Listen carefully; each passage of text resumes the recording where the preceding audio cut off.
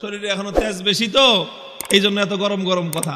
তোমার তেজ একটু কমায়া দেই বলে দিছে, জিন্দান খানায় নিয়ে বন্দি করো, খানা দানা বন্ধ, একটা দানা খাইতেও দিবা না আর এক ফোঁটা পানিও পান করতে দিবা না। ডাক্তারকে বলে রাখছে নারী পরীক্ষা করতে থাকবি, যখন দেখবি যে একেবারে শেষ মুহূর্ত, এখন খাবার দাবার না দিলে আর বাঁচবে না, ওই সময়ে নিয়ে খাবার দিবি। খাবারটা কি দিবি সেটাও ঠিক করে দিছে, বলছে যে মুসলমানদের ধর্মে যে জিনিস হারাম সেটা দিবি, শুয়োরের গোশত আর মদ মিশানো পানি।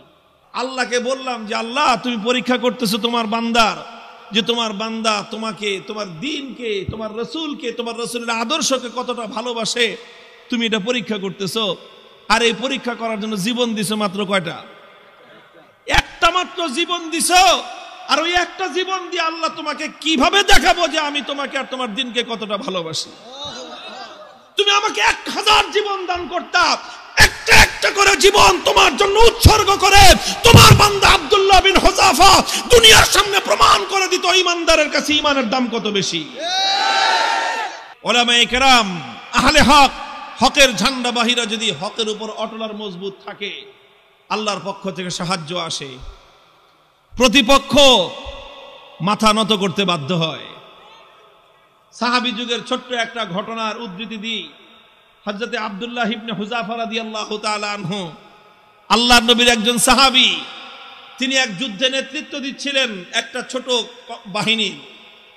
ঘটনাচক্রে রোম সম্রাট সে ওই বাহিনীটাকে গ্রেফতার করে ফেলল। আল্লাহর নবীর সাহাবী আব্দুল্লাহ বিন হুযাফা রাদিয়াল্লাহু আনহু সহ প্রায় 50 জনের মুসলমানদের একটা কাফেলা বন্দী হয়ে গেল। এখন রোম সম্রাটের ইচ্ছা হলো মুসলমানের ঈমান পরীক্ষা করবে আর যে কোনো মূল্যে মুসলমানকে ইসলাম থেকে দূরে সরাবে।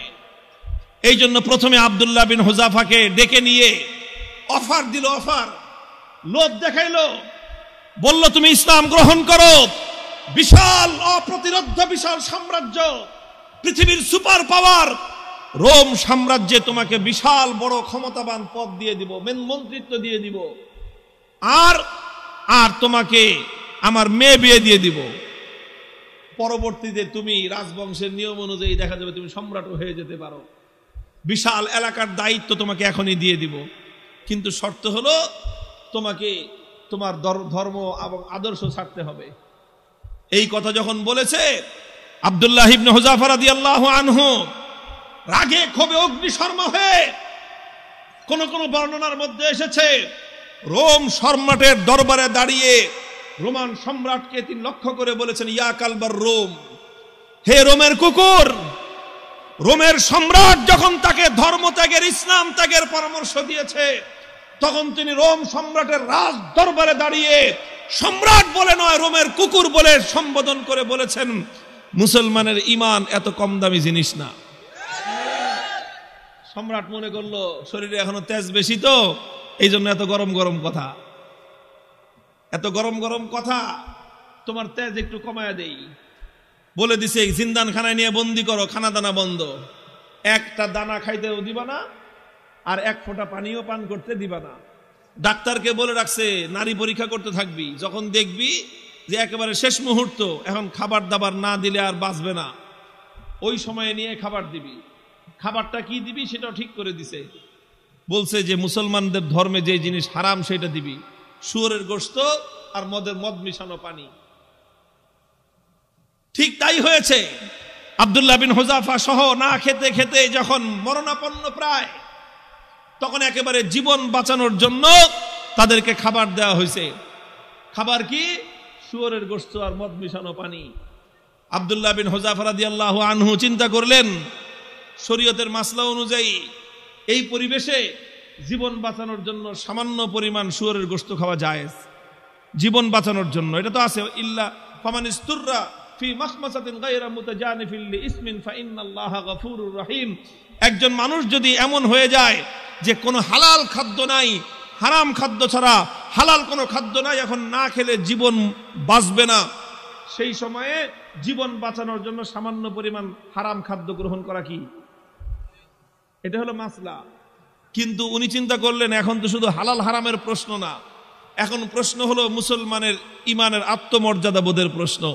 আজকে যদি আমি হারাম খাবার খাই তাহলে রোম সম্রাট বলবে দেখছি মুসলমানের ইমানের শক্তি কত দূর। এই সময় মাসলা ভিন্ন। এরকম পরিস্থিতি যদি কারো হয় তাহলে মাসলা ভিন্ন। খাবার খাওয়া হালাল জীবন বাঁচানোর জন্য, এটা যেরকম মাসলা, আর কেউ যদি হারাম খাবার না খেয়ে মৃত্যুকে আলিঙ্গন করে নেয় তাহলে সেই মৃত্যু হলো আফজালুস শাহাদা, সর্বশ্রেষ্ঠ শহীদি মরণ। আব্দুল্লাহ বিন হুযাফা চিন্তা করলেন এখন মাসলা দুইটা আছে, একটা হলো ফাঁকফোকরের রাস্তা, আমি এখন হারাম খেয়ে জীবন বাঁচাতে পারি, আর একটা মাসলা কি, আমি যদি আমার জীবনকে উৎসর্গ করে দেই আমার একজনের জীবন যাবে কিন্তু কিয়ামত পর্যন্তের জন্য রোম সম্রাটের দরবারে ইসলামের ঝান্ডা সমুন্নত হয়ে যাবে। সম্রাট বলবে যে মুসলমানের ইমান বাপরে বাপ, জীবন যেতে পারে কিন্তু মুসলমান ইসলামের গৌরব ভুলুণ্ঠিত হতে দেয় না। তিনি খান নাই, লাথি মারছেন একটা, এক লাথিতে সমস্ত শুয়োরের গোশত আর মদের পাত্রগুলো ভেঙ্গে চূর্ণ বিচূর্ণ হয়ে গেছে। এখন সম্রাট ডাক্তার কয় কিরে তুই না কইলি জীবন বলে বাঁচবে না, তেজ দিকে এখন অত। ডাক্তার কয় আমাদের ডাক্তারি মতে তো এত তেজ থাকার কথা না, এটা তো ডাক্তারি মতের তেজ না, এটা তো ইমানি তেজ। এই তেজ এটা শরীরের তেজ না, এটা রুহের তেজ। এটা শরীরের শক্তি নয়, এটা আত্মার শক্তি। যে ইমানদার আল্লাহর ইমান, আল্লাহর উপর আস্থা এবং ভরসাকে দুনিয়াদারদের সামনে মাথা উঁচু করে দাঁড় করাবার চেষ্টা করে, আল্লাহ পাক তার আত্মার মধ্যে অফুরন্ত শক্তি দান করেন। আব্দুল্লাহ বিন হুযাফা যখন এটা করলেন, এবার রোম সম্রাট বলে যে দুইবার খেললাম, দোনো খেলায় হারছি। দুইবার হলো না, প্রথমবার লোভ দিছে, জিতছে না হারছে। দ্বিতীয়বার খাওয়ান দাওয়ান বন্ধ করে টাইট দিছে, জিতছে না হারছে। এবার কয় ফাইনাল খেলা, খেলা হবে। কি খেলা? ফাইনাল খেলা হবে। কার সাথে?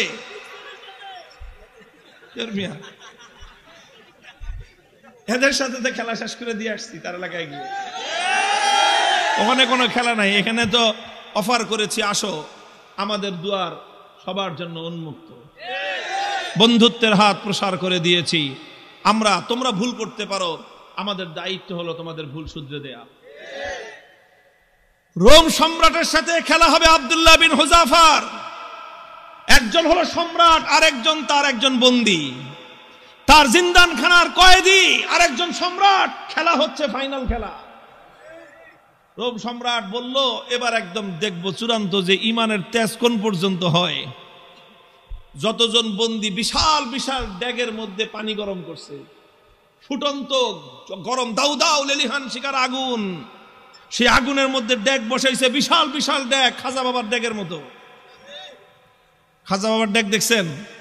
বাংলাদেশে আছে হলো শাহজালালের মাজারের ড্যাগ একটা আছে, ওটার মধ্যে বালতি নিয়ে নামে একজন সঙ্গ লাগায়া খিচুড়ি উঠাইতে, দেখেন নাই? এরকম বিশাল ড্যাগ, একটা মানুষ যেন আপাত মস্তক সেই ড্যাগের মধ্যে ডুবে যেতে পারে, এত বড় বড় ড্যাগ বানাইছে। ড্যাগ বানায় তারপরে লাকড়ি দিয়ে লেলিহান শিকার আগুন জ্বালাইছে, সে আগুন জ্বালায় তারপরে এই তো পানি দিয়ে ভরে দিছে। পানি যখন টকবক টকবক করতেছে, এবার আব্দুল্লাহ বিন হুযাফা সহ তার সমস্ত বন্দীদেরকে ডেকে আনছে। ডেকে এনে বলছে আব্দুল্লাহ বিন হুযাফা এবার তোমার সাথে কোনটা খেলা? ফাইনাল। তোমাকে সর্বশেষ সুযোগ দিচ্ছি, তুমি দুইবার আমাকে ডিনাই করেছো, আমাকে অপমান করেছো, এবার লাস্ট সুযোগ তোমার জন্য। এই যে দেখো গরম পানি, কথা মানবি আর নাহলে একটা একটা করে এই গরম পানির মধ্যে ছাড়বো, আর পানির মধ্যে ছাড়ার সাথে সাথে দেখবা মৃত্যু কত বিভীষিকাময়। আব্দুল্লাহ বিন হুযাফা নির্বিকার, কোনো কথা বলেন না। সম্রাট বলছে জল্লাদকে ওর সামনে থেকে তার একজন সঙ্গীকে নিয়ে তার চোখের সামনে গরম পানিতে ছেড়ে দাও। ঠিকই আব্দুল্লাহ বিন হুযাফা রাদিয়াল্লাহু তাআলা আনহু একজন সাথীকে নিয়ে গরম পানির মধ্যে ছেড়ে দেওয়া হলো। মুহূর্তের মধ্যে বিভৎসভাবে তার মৃত্যু হলো, তিনি শাহাদাত বরণ করলেন। চোখে তাকায় দেখলেন কিচ্ছু, কোনো কথা নাই। এবার বলল যে এবার ওরে ধরে নিয়ে যাও। আব্দুল্লাহ বিন হুযাফা রাদিয়াল্লাহু তাআলা আনহুকে এবার ধরে নিয়ে যাওয়া শুরু করলো। বাদশা খেয়াল করতেছে যে মনোভাবটা কি চেঞ্জ হয় কিনা, একটু অন্তত ভয় পায় কিনা। একটু ভয় পাইলেও মনে করবে যে যাক কোন রকম মর্যাদাটা রক্ষা পাইছে, ফাইনাল খেলা ড্র ঘোষণা করে দেওয়ার একটা ধান্দা খুঁজতেছে। যখন আব্দুল্লাহ বিন হুযাফাকে নিয়ে যাওয়া হচ্ছে, ইতিহাসের কিতাবগুলোর মধ্যে লেখা হয় ওনার চোখ দিয়ে দর দর করে পানি পড়তে আরম্ভ করলো। তো বাদশাহ মনে করছে কাম হয়েছে, মনে হয় কাজ হয়েছে, মনে হয় ভয় পাইছে, কেবল ডাক দিছে, এই ফিরে আনো। জিজ্ঞেস করতেছে কি ব্যাপার, ভয় পাইছো? যদি ভয় পেয়ে থাকো সারেন্ডার করো, এখনো তোমার জন্য সে আমার অফার অব্যাহত আছে। তুমি তোমার ধর্ম ছেড়ে আমাদের দলে যোগ দাও, সঙ্গে সঙ্গে আমি তোমাকে রোম সাম্রাজ্যের বিশাল ক্ষমতাবান পদ দিব তোমাকে। আর যদি না মানো তাহলে তোমাকে কিন্তু খালি চোখের পানি দেখে আমি ছাড়বো না, তোমাকে গরম পানির মধ্যে নিক্ষেপ করে নির্মমভাবে তোমাকে হত্যা করব। আব্দুল্লাহ বিন হুযাফা বলেন, কারে তুমি কি মনে করছো এই মৃত্যু দেখে ভয় পেয়েছি?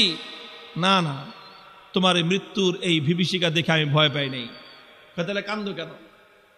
পরে কান্দি, চোখের আমারে পানি, হে রোম সম্রাট, তোমাকে দেখাবার জন্য নয়, আমার চোখের অশ্রু তো দুনিয়ার কোন মানুষকে দেখাবার জন্য নয়, আমি আমার জীবন সায়ান্নে মৃত্যুর মুখোমুখি দাঁড়িয়ে আমার রব্বুল আলামিনকে দেখানোর জন্য দুফোঁটা তপ্ত অশ্রু নাজরাতার কদমে পেশ করলাম।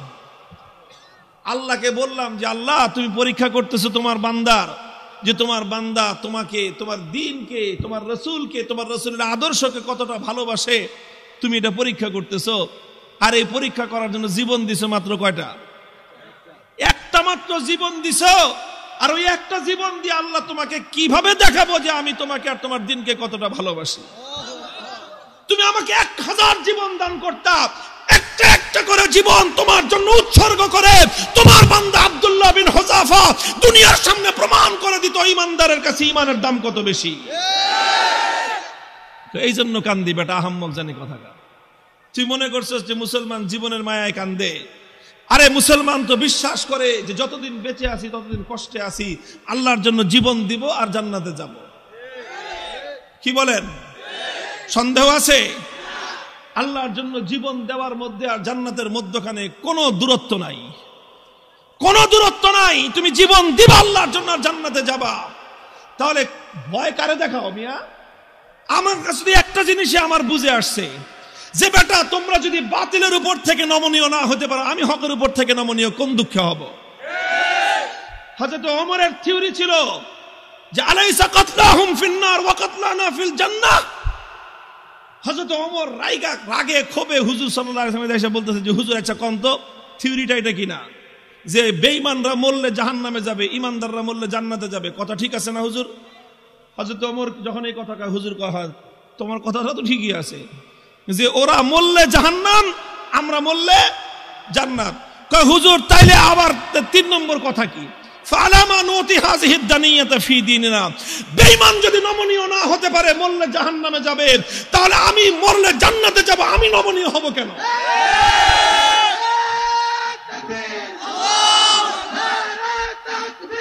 আল্লাহু আকবার। হুশিয়ার সাবধান, ইসলামের শত্রুরা। আরে বেঈমানরা যদি বাতিলের পথ ছাড়তে না পারে, ঈমানদাররা হকের পথ ছাড়বে কেন? কথার মধ্যে কোনো ভেজাল আছে? হিসাব কিতাব তো ক্লিয়ার, কথা তো পরিষ্কার এখানেই, যে এখানে নমনীয় তো তোমাকে হতে হবে, আমি কেন নমনীয় হব? যেখানে তুমি বাতিলের উপর, আমি হকের উপর, তুমি বদ্দীনের উপর, আমি দ্বীনের উপর, তুমি কোরআনের বিপক্ষে, আমি যখন কোরআনের পক্ষে, নমনীয় তোমাকেই হতে হবে, আমার নমনীয় হওয়ার কোনো স্কোপ নাই। হযরত আব্দুল্লাহ বিন হুযাফা রাদিয়াল্লাহু তাআলা আনহু যখন এই কথা বললেন, সে আরে বেটা জীবন তো একটা আছে দেখে একটা দিতেছি, জীবনে 1000টা থাকলে 1000টা দিয়ে প্রমাণ করতাম যে ইসলাম এবং ঈমানের দাম কত। এই কথা যখন বলছে তখন বাদশাহ কয় যে এটা তো মানুষ না, মানুষ কি এরকম হয় নাকি? আরে মৃত্যুর মুখোমুখি দাঁড়িয়ে মৃত্যুকে আলিঙ্গন করার জন্য পাগল। কয় জীবন একটা আছে দেখে একটা দিতেছি, 1000টা থাকলে 1000টা দিতাম। এখন তো ওর দিলের মধ্যে ভয় ঢুকে গেছে, আল্লাহ পাক রব্বুল আলামিনের পক্ষ থেকে সাহায্য আর নুসরত আসা শুরু হয়ে গেছে। আল্লাহ পাক বাতিলের অন্তরের মধ্যে ভয় এবং ভীতির সঞ্চার করে দিয়েছেন। এখন বাদশাহ মনে করা শুরু করছে যে এটা মানুষ না, এটা অন্য কিছু, এটা অন্য কিছু হবে।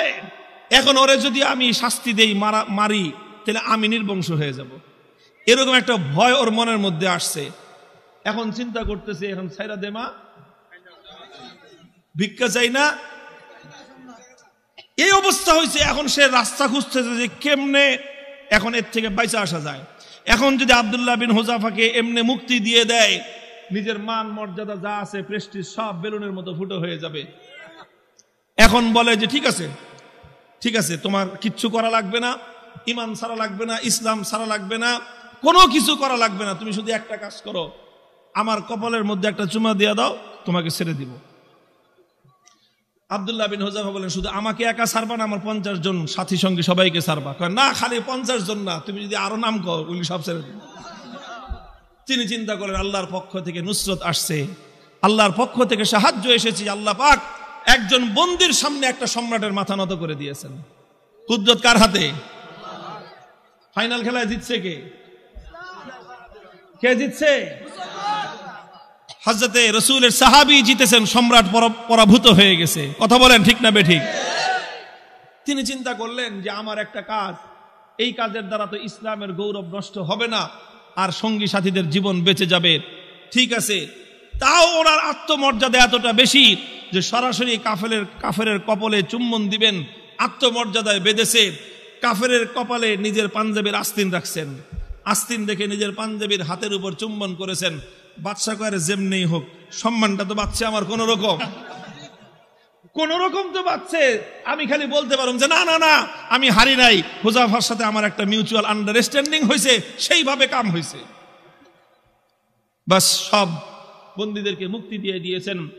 এই খবর যখন খলিফা ওমরে ফারুক রাদিয়াল্লাহু তাআলা আনহুর কাছে গেছে, তিনি সাহাবায়ে কেরাম বড় বড় সাহাবীদেরকে নিয়ে অগ্রসর হয়ে আসছেন যে আব্দুল্লাহ বিন হুযাফাকে সংবর্ধনা দেওয়ার জন্য, যে আব্দুল্লাহ বিন হুযাফা, তুমি এবং তোমার 50 জন সঙ্গী আজ রোম সম্রাটের দরবারে আল্লাহর দ্বীনের ঝান্ডা যেভাবে সমুন্নত করেছো, আল্লাহর দ্বীনের গৌরব, মুসলিম জাতির মর্যাদা সমুন্নত করেছো, গোটা মুসলিম উম্মার দায়িত্ব আর কর্তব্য হয়েছে এখন তোমাকে সম্মান জানানো।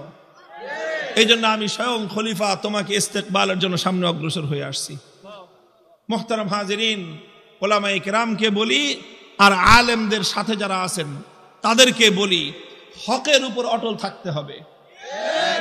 জীবন যাওয়া না যাওয়াটা বড় প্রশ্ন নয়, বড় প্রশ্ন হলো আমার জীবনটা হকের পথে গেল কিনা। জীবনের শেষ মুহূর্ত পর্যন্ত ইসলামকে, আল্লাহর দ্বীনকে বিক্রি করে ব্যক্তিগত স্বার্থ উদ্ধার করা যাবে না। আল্লাহ পাক তৌফিক দান করেন, আমিন বলেন।